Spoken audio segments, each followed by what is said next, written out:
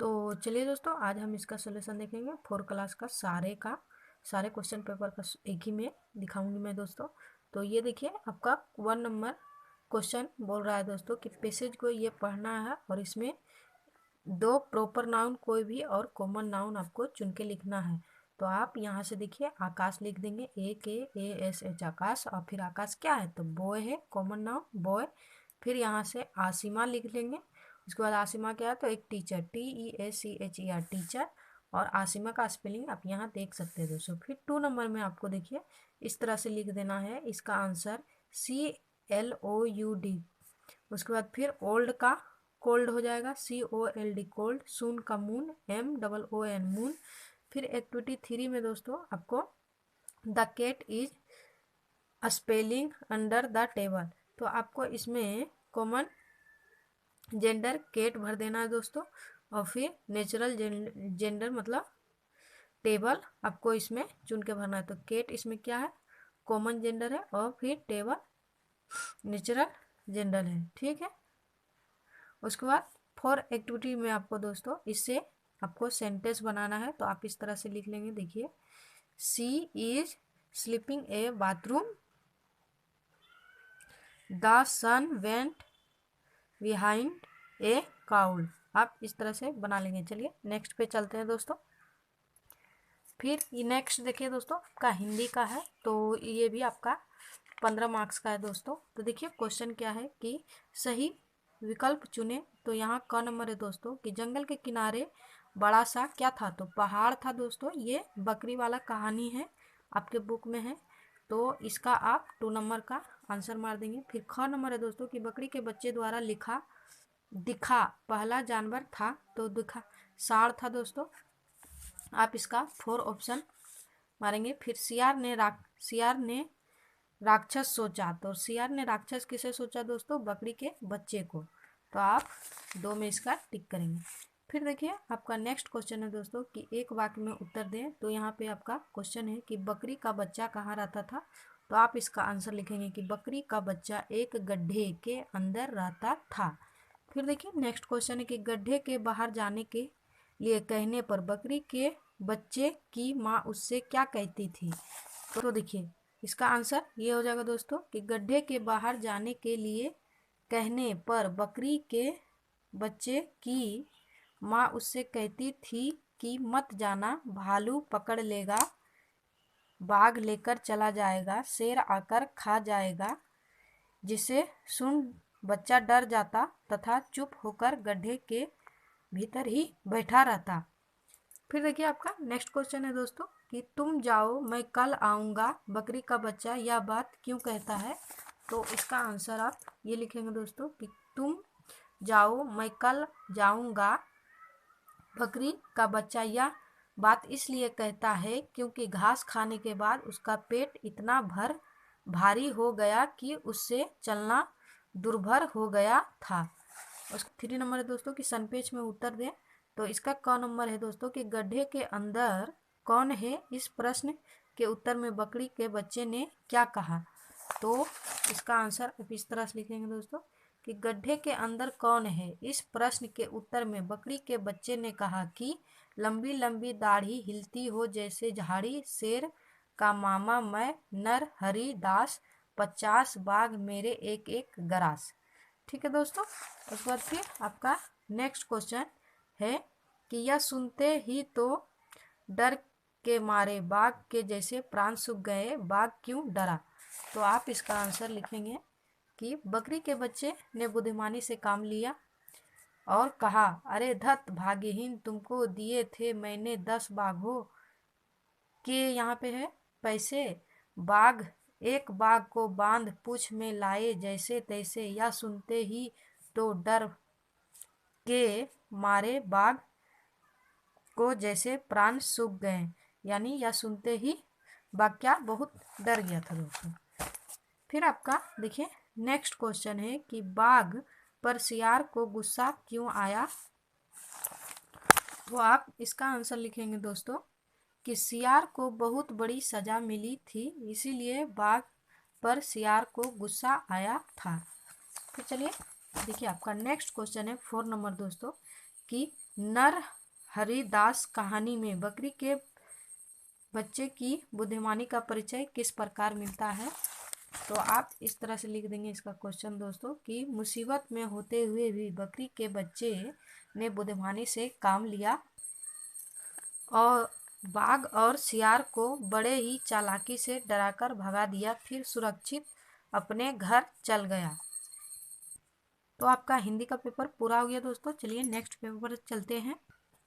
Next paper आपका math का है दोस्तों। देखिए ये भी आपका 15 मार्क्स का है।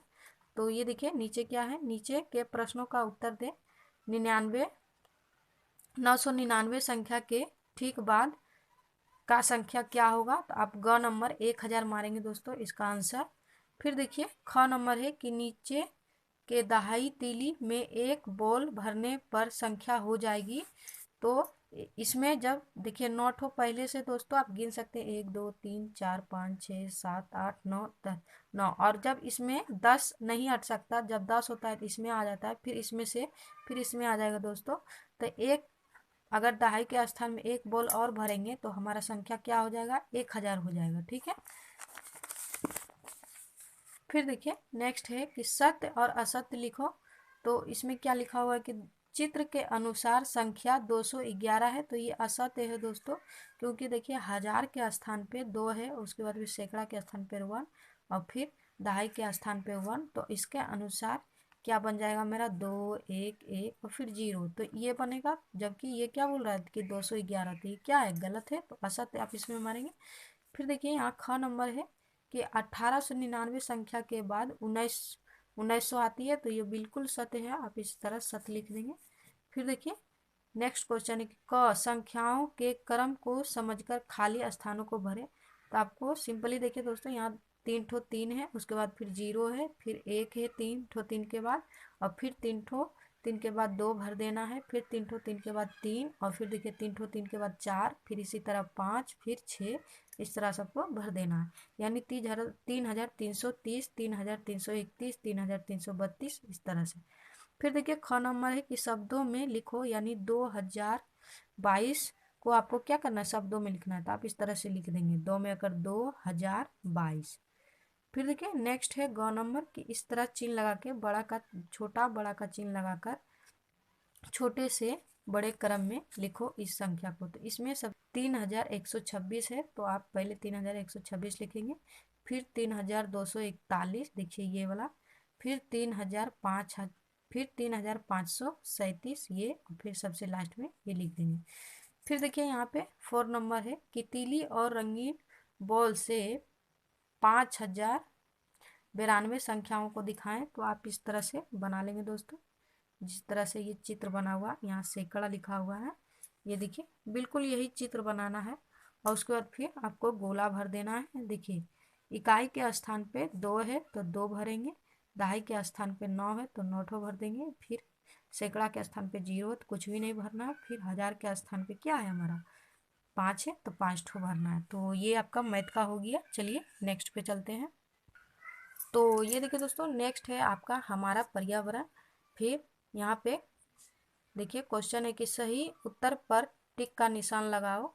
यहाँ पे 1 का 1 है कि तराजू और बाट के द्वारा वस्तु का क्या मापा जाता है, तो भार मापा जाता है। अब इसका घ नंबर आंसर टिक कर देंगे।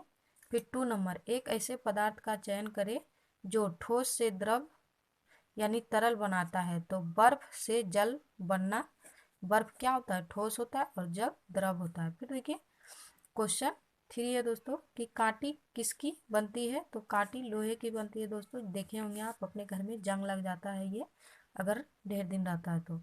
फिर देखिए क्वेश्चन में 2 है, एक वाक्य में उत्तर दे। फिर यहाँ पे देखिए आपका है क्वेश्चन कि चावल से कंकड़ को कैसे अलग करोगे। तो सूप में लेकर चावल को फटक कर कंकड़ों को हाथ से चुन कर, ठीक है। इसका आंसर आपके बुक में भी है दोस्तों, मैं दिखा देती हूँ। तो ये देखिए दोस्तों, ये बुक आपको निकालना है, और इसमें देखिए यहाँ पे आपका आंसर है इसका। देखिए यहाँ से देख के आप लिख सकते हैं अपने बुक से भी यहाँ तक, ठीक है। फिर देखिए दोस्तों क्वेश्चन नंबर 2 का 2 है कि ठोस द्रव गैस, इनमें से किसका आकार होता है? तो ठोस का आकार होता है दोस्तों द्रव, और गैस का कोई आकार नहीं होता। फिर गैस फैलता है, इसका एक उदाहरण दो। तो आप इस तरह से इसका आंसर लिख देंगे कि गैस फैलता है मच्छर मारने के लिए जो धुआं छोड़ा जाता है वह कुछ ही देर में चारों तरफ फैल जाता है और हमें दिखता नहीं है दोस्तों। तो ये क्या होता है? इसका मतलब गैस फैलता है। फिर नेक्स्ट क्वेश्चन है 3 नंबर, 1 या 2 वाक्यों में उत्तर दें। तो यहाँ पे है, नमक वाले जल से नमक को कैसे अलग करोगे? तो इसका आंसर आप लिखेंगे कि नमक वाले जल को धूप में रख देने पर जल तो वाष्प बनकर उड़ जाएगा और नमक रह जाएगा। इस तरह से आप नमक को अलग कर सकते हैं। फिर देखिए क्वेश्चन है कि गैस का भी वजन होता है, एक उदाहरण से समझाओ। तो बिल्कुल गैस का वजन होता है दोस्तों। देखिए गैस सिलेंडर में जब गैस खत्म हो जाती है तो सिलेंडर हल्का हो जाता है, पर गैस होने पर वो भारी लगती है। इसका आंसर ये लिख देंगे। फिर 3 का 3 क्वेश्चन है दोस्तों कि पदार्थ किसे कहते हैं?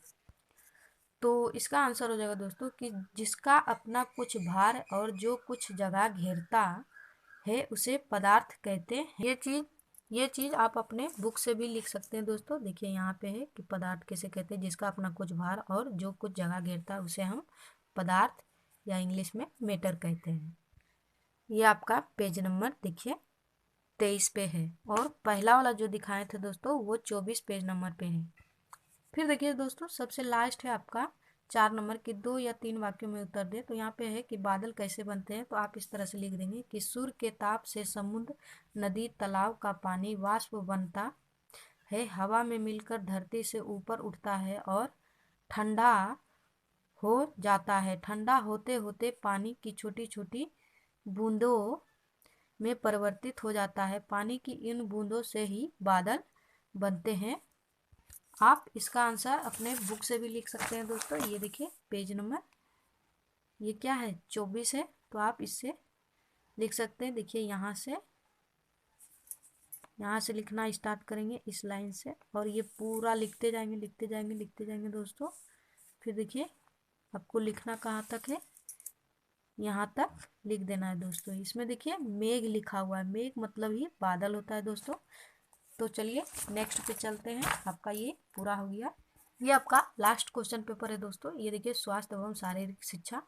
देखिए क्वेश्चन नंबर 1 है कि बहुवैकल्पिक प्रश्न को उत्तर दें। तो इसमें आपको 4 ठो में से 1 ठो सही चुनना है दोस्तों। क नंबर है कि कौन सी बीमारी आँख में होती है? तो आप इसका घ आंसर मारेंगे दोस्तों, लौकोमा।